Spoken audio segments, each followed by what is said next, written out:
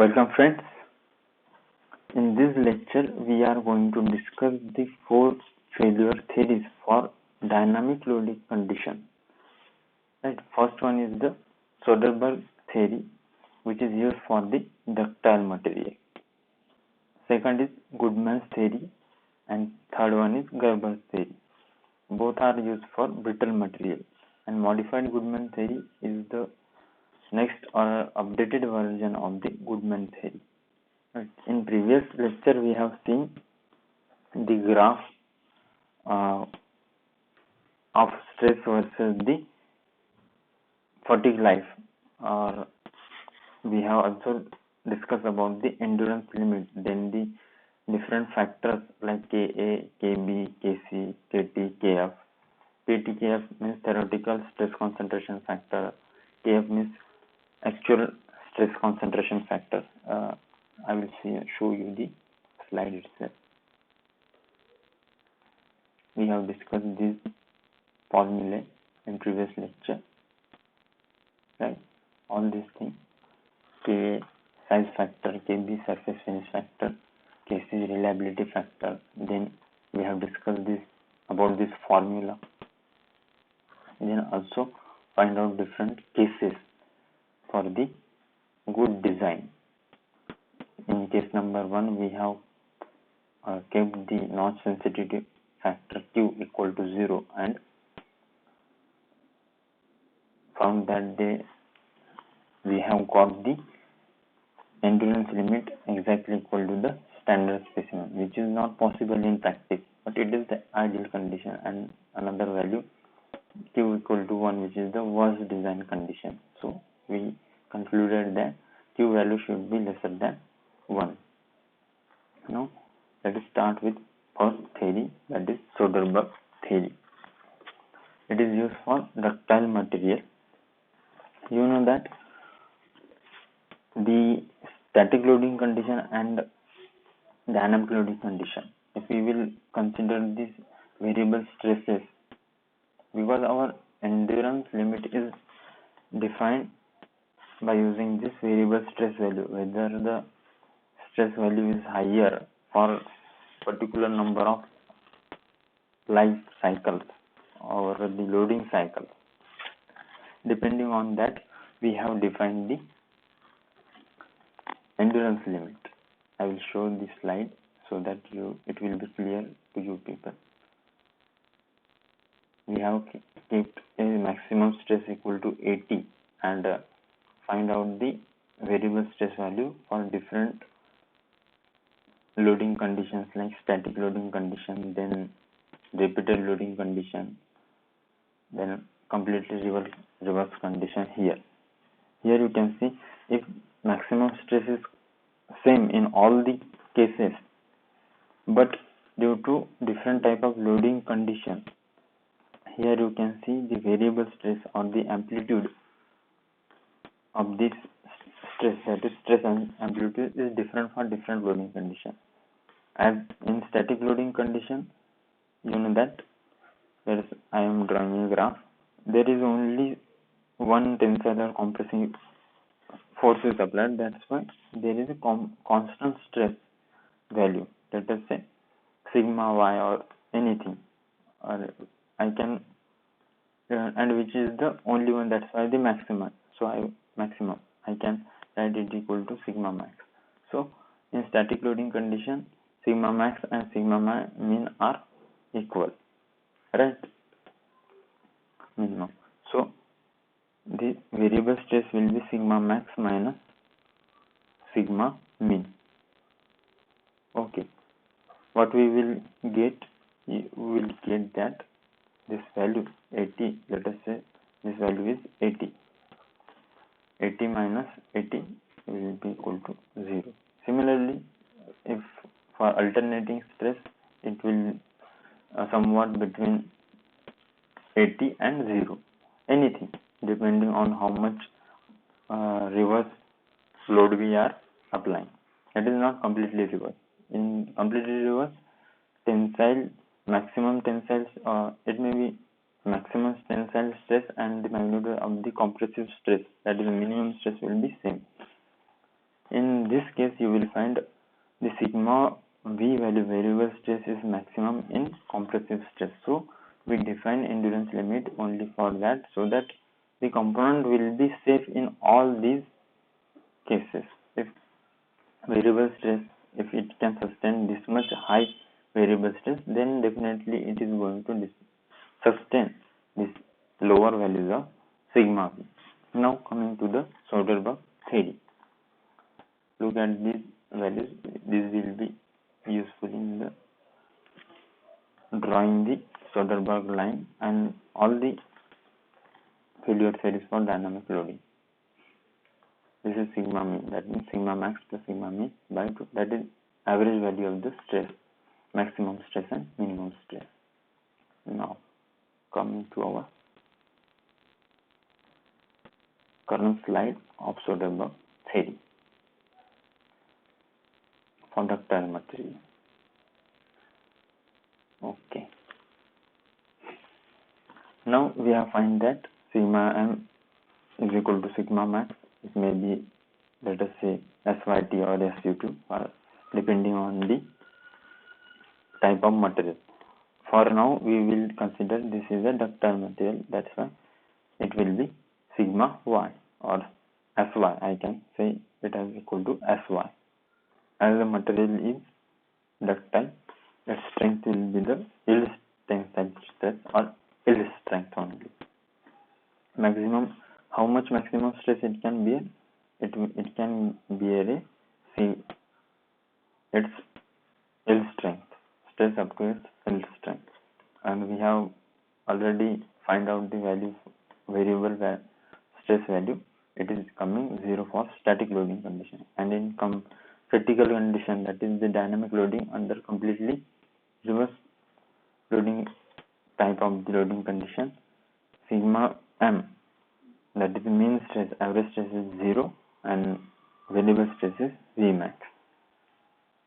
Here how we have find out the value for V variable stress for completely reverse loading condition, like the sigma max minus of sigma mean divided by 2.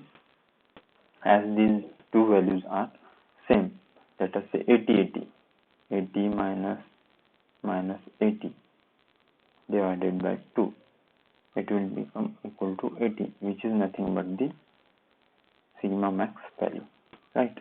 Variable stress is coming equal to sigma max. So we will put this on the y-axis and z-axis. What we have got, sigma v for the variable stress. Here it is sigma max. Alright, this is the maximum value, and you know that the maximum stress value under which a component can sustain for a infinite life before the fatigue failure in the dynamic condition, which is specifically speaking a completely reverse loading condition, that is nothing but the yield strength. Okay, that means SC is equal to sigma max, or I can for simplicity write it the x and y coordinate, like sigma y is y coordinate and sigma n is x coordinate. Then y comma x, let us say this is a point, sigma max, in this case sigma max is y, sy. So sigma n instead of sigma y, I will write just sy comma and the y value is 0. So if I want to put this point on the graph, it will be somewhat here, right? Sy on the x-axis, sy, and on the y-axis 0. That means this is 0 value.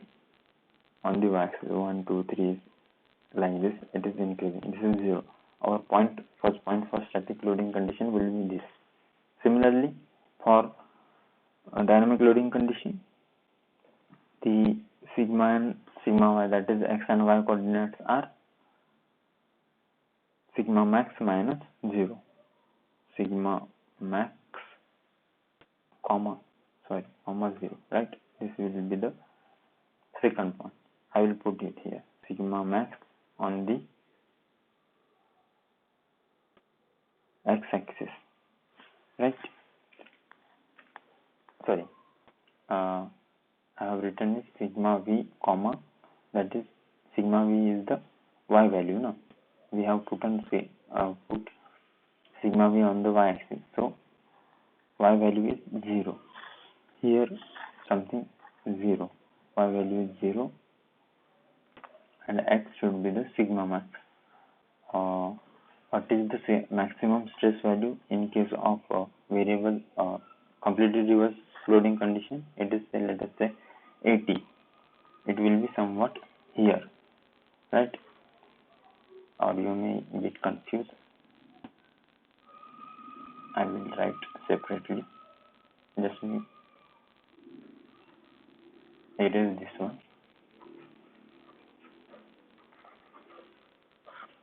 Okay, we have plotted first point. Now we are going to plot the second point for this.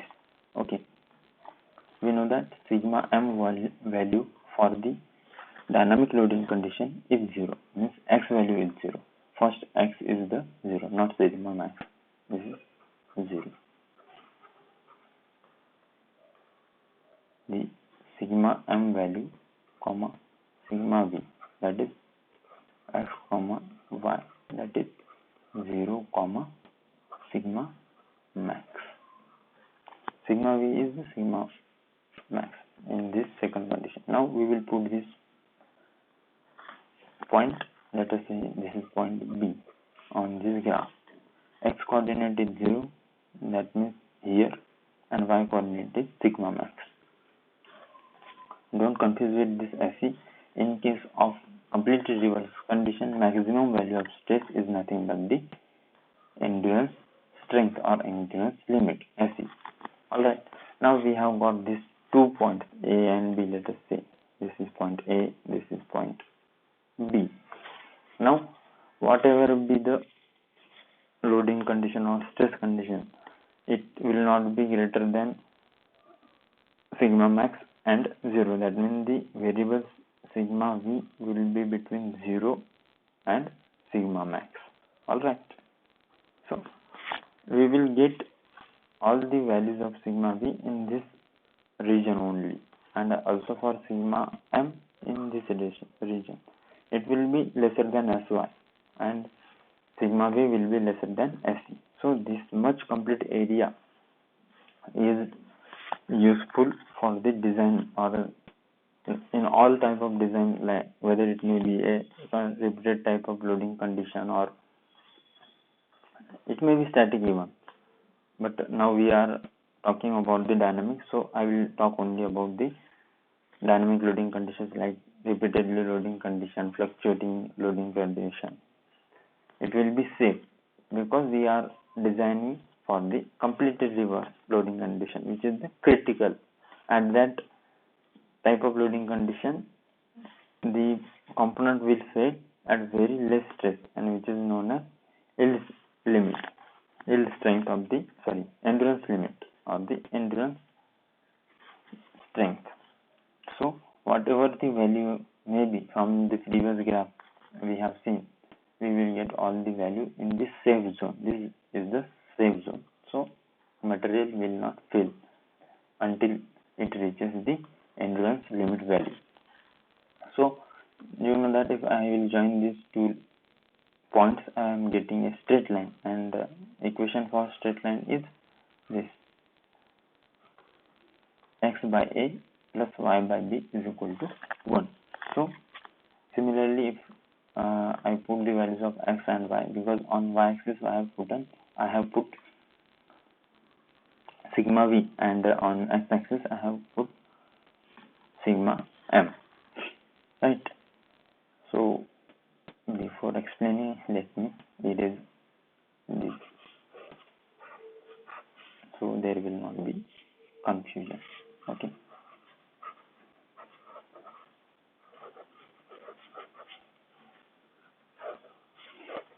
All right.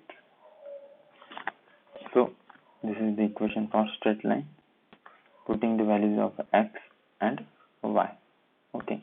sigma m divided by sy, this x coordinate of the point A, sigma plus sigma v by se, that is the y coordinate of the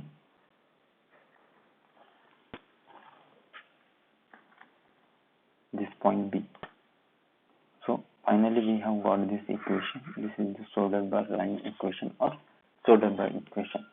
If there is FOS given in the numerical, then just you have to divide the SG and SY value by FOS, factor of safety, and finally you will get equation like this, equation number 1. Alright, the FOS value can be different for different material, may not be equal, right? In case of let us say in different loading condition also it can be different. For dynamic loading condition we assume higher factor of safety, and for the static loading condition we assume lesser factor of safety. So now we will go to the next slide and discuss more about this Soderberg's line. As we have seen that sigma m value is 0 for completely reverse loading condition, right? If I put this sigma m value in this equation number 1, what I will get? I will get this unknown value sigma v.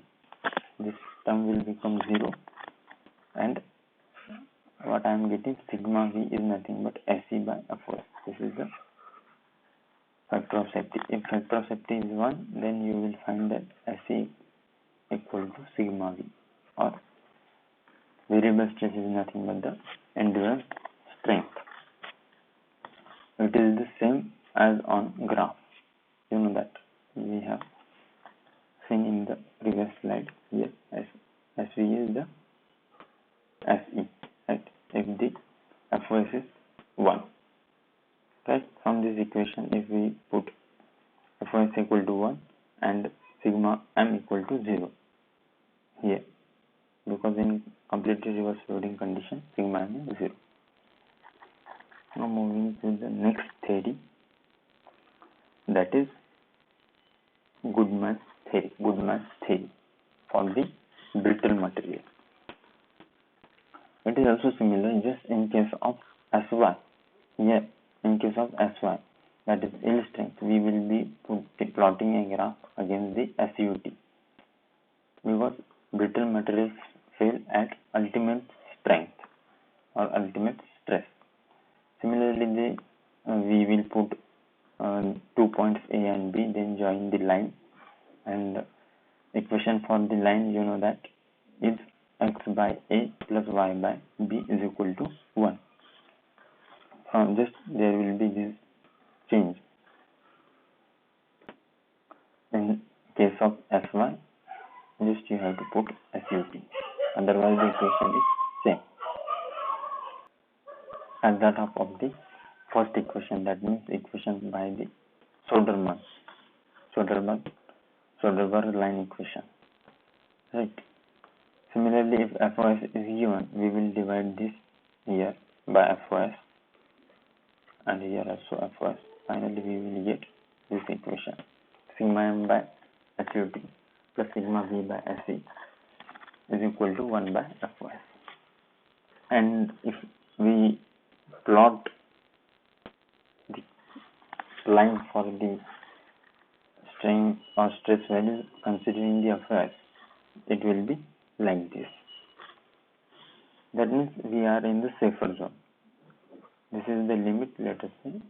This complete is the safer zone. Now, Gerber's theory for brittle material. What Gerber have found, he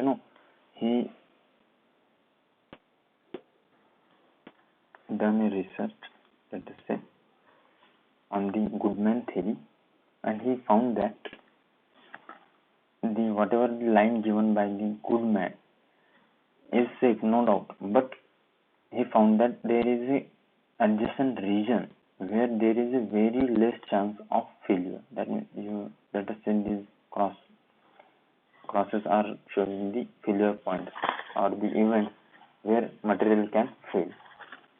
So he drawn a parabola and told that this much region can be considered as a safe. Then, but why he has done like this? To just increase the economy. That means if higher region is covered, there will be a lesser material used for. If I will use a higher stress value, let us say I want higher sigma v, definitely I should have to use the either large size dimensions of a component, or I have to use this parabola, and I will consider that even at the same dimension a material can sustain for larger life. So that is the purpose behind this parabola or Gerber theory. But it is seen that it is not every time useful or effective, because some failure points are present there. So just we will write the equation of this parabola. You know that from mathematics, this is the equation for this Gerber's parabola, right? Similarly, like we have written the equation for line, the final equation will be sigma m by SUT by F complete square plus sigma v by SE by Fs is equal to 1. Putting this Fs outside or separately, this will be the equation for Gerber's theory. Now, I will compare these three theories, right? Here you can see. In this graph or diagram, you can see Soderberg line. The area covered by the Soderberg line, this much area, is common to all these area. Let us say I will show different colors, or even you can understand that the area is common to, let us say this is the area for Goodman, and this one is Gerber's area, complete area. So you will find that there is a common area. This area is common, right? So this much area is the subset of all the two area covered by these two line or curves. I can say, because this is not a line, straight line. This is a parabola. So this is the safer zone. So for design under dynamic loading, Soderberg line is, or Soderberg design is most, what can I say, it is most conservative, as its line covers area which is subset of other two lines or curves. Okay, this is the most conservative. It can be asked in MCQ or exam, so keep in mind this. Now the fourth one theory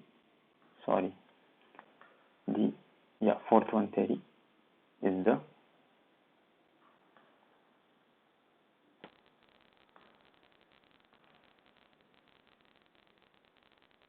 modified Goodman theory. It is nothing but the update of a Goodman theory. He finally, after giving a line or equation for his first theory, that is Goodman, he found that there is particular region where there is a failure point or failure events are occurring. So what he done? He given a different another line having points fy. Let us say this is a point 0, sy, right? This point, and this is sy, 0, and drawn a line which is known as a Langer line. Now the area common to these two lines, the Goodman line and this Langer line, now is the actual area where the component or design will be most safe or in the most safe condition.